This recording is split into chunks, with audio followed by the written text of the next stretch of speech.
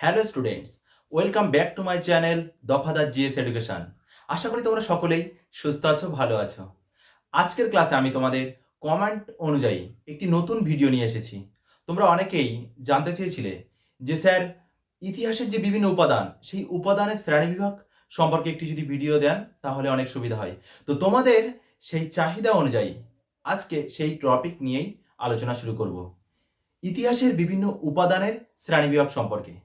তোমরা অনেকেই জানো যে ইতিহাস রচনা করার ক্ষেত্রে ঐতিহাসিককে বেশ কিছু সচেতনতা অবলম্বন করতে হয়।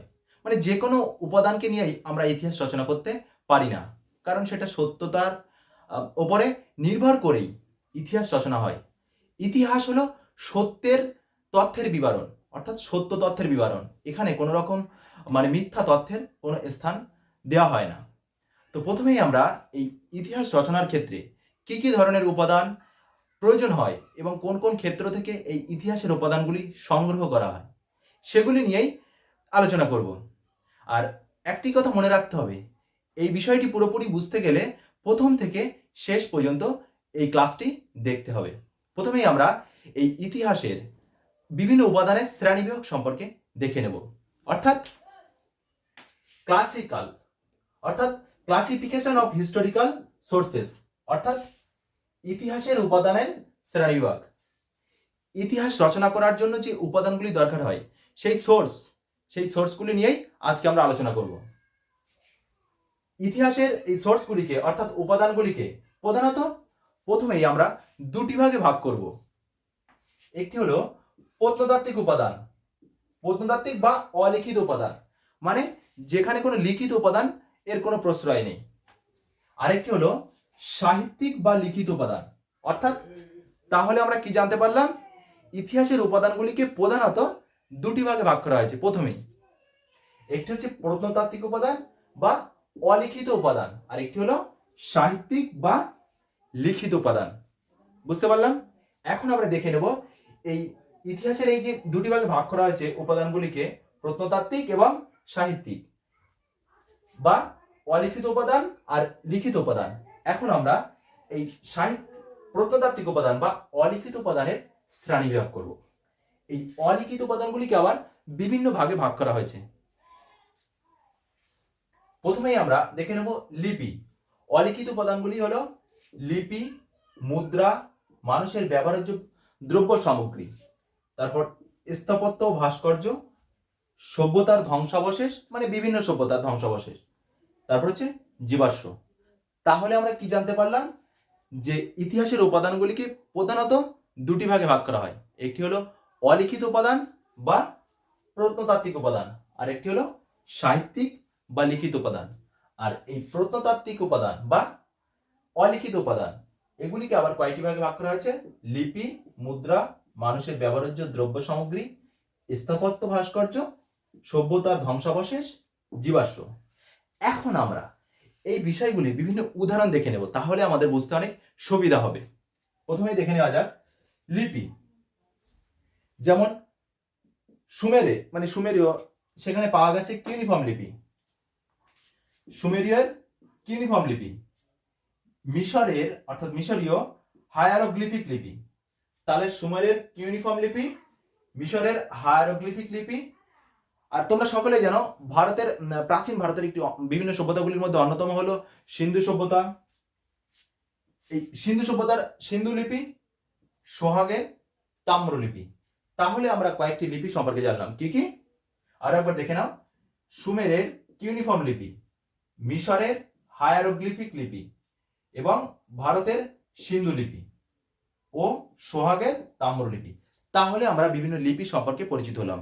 এই ইতিহাস রচনা করার ক্ষেত্রে এই লিপির গুরুত্ব অপরিসীম, কারণ এই লিপি থেকে সেই সময়কার মানুষের বিভিন্ন ইতিহাস জানা যায়। তাদের পোশাক আশাক কেমন ছিল, তাদের ব্যবহার কেমন ছিল, তারা কি ধরনের খাদ্য খেত, তাদের জীবনযাত্রা কেমন ছিল, সমস্ত কিছুই এই লিপি থেকে অনেক জানা যায়।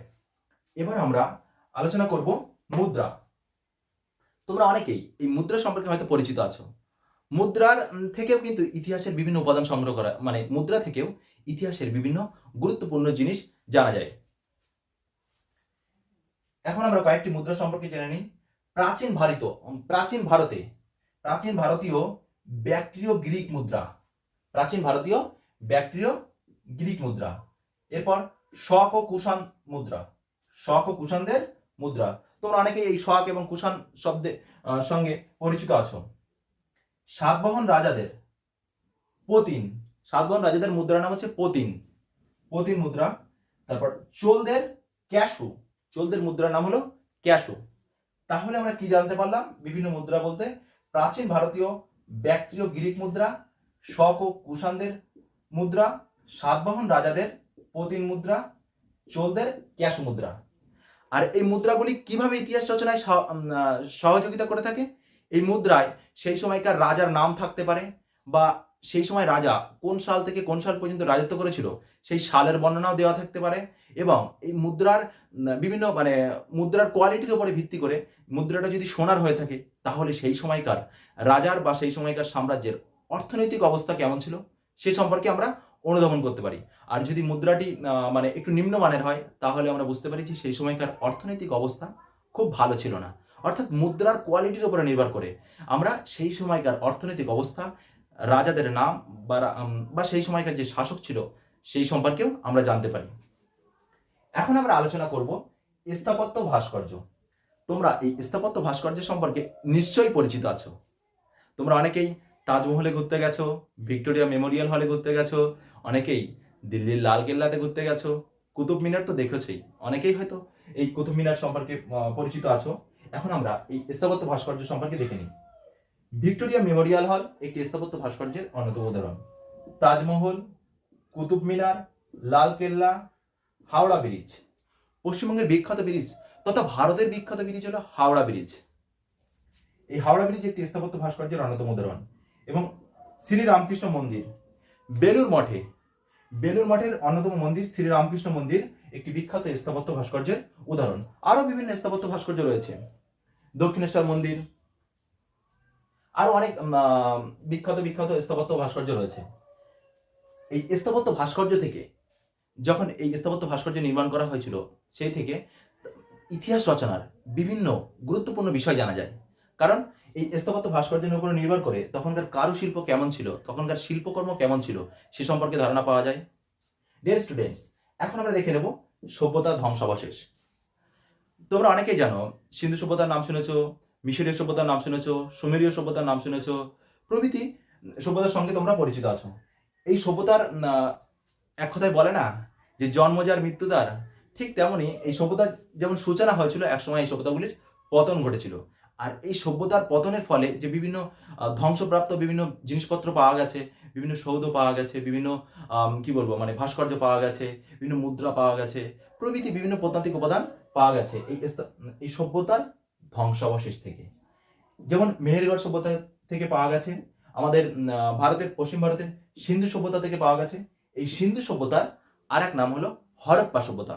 কারণ এই সিন্ধু সভ্যতা অঞ্চলে খনন কার্যের ফলে এই হরপ্পায় প্রচুর প্রত্নতাত্ত্বিক উপাদান পাওয়া গেছে। এবং এই যে হরপ্পা অঞ্চলটি ছিল একটি বৃহৎ এলাকা জুড়ে, তাই এই সিন্ধু সভ্যতার আর এক নাম হলো হরপ্পা সভ্যতা বা হরপ্পান সিভিলাইজেশন।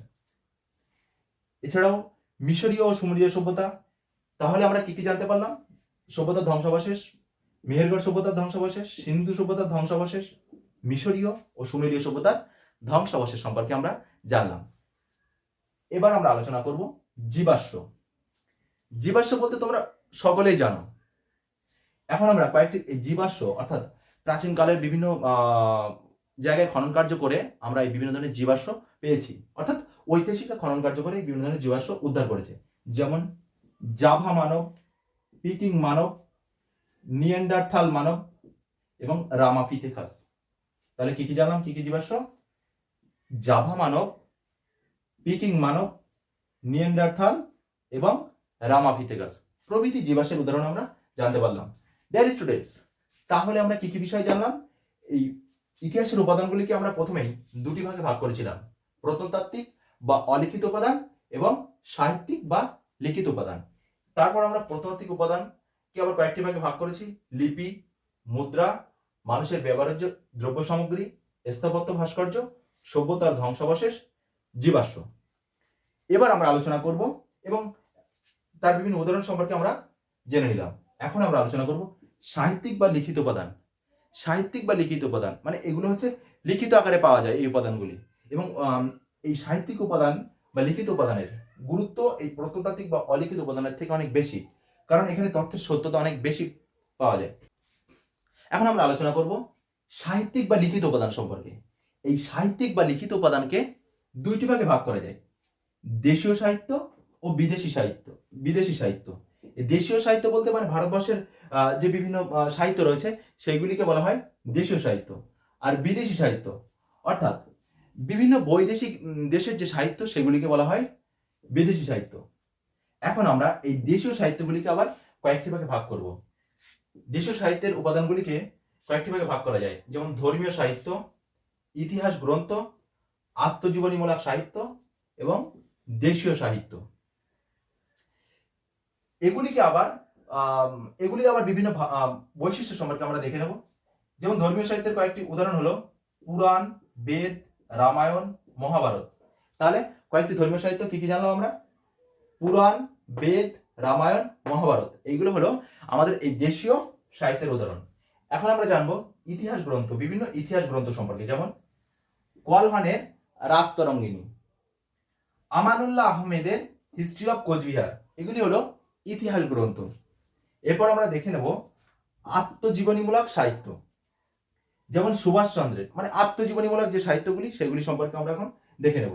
যেমন সুভাষচন্দ্র বসুর an Indian pilgrim, Maulana Abul Kalam আজাদের ইন্ডিয়া উইন্স ফ্রিডম, দেবেন্দ্রনাথ ঠাকুরের আত্মচরিত।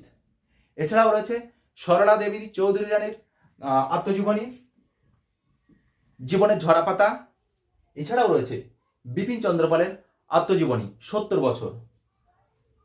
এগুলি সম্পর্কে আমরা জানলাম। এখন আমরা দেখে নেব দেশীয় সাহিত্য, যেমন কৌটিল্যের অর্থশাস্ত্র, পাণিনির অষ্টাধ্যায়ী। ডিয়ার স্টুডেন্টস, তাহলে আমরা দেশীয় সাহিত্যের কয়েকটি ভাগে ভাগ করলাম, ভাগ করে তার বিভিন্ন উদাহরণ সম্পর্কে দেখে নিলাম। যেমন ধর্মীয় সাহিত্যের ভিতরে পুরাণ, বেদ, রামায়ণ, মহাভারত। ইতিহাস গ্রন্থের ভিতরে কলহানের রাজতরঙ্গিনী, আমানুল্লাহ আহমেদের হিস্ট্রি অফ কোচবিহার। এছাড়াও অনেক রয়েছে, আমরা মাত্র কয়েকটি উদাহরণ দিলাম। আত্মজীবনীমূলক সাহিত্যের ভিতরে রয়েছে সুভাষচন্দ্রের an Indian pilgrim, Maulana Abul Kalam আজাদের ইন্ডিয়া উইন্স ফ্রিডম এবং দেবেন্দ্রনাথ ঠাকুরের আত্মচরিত।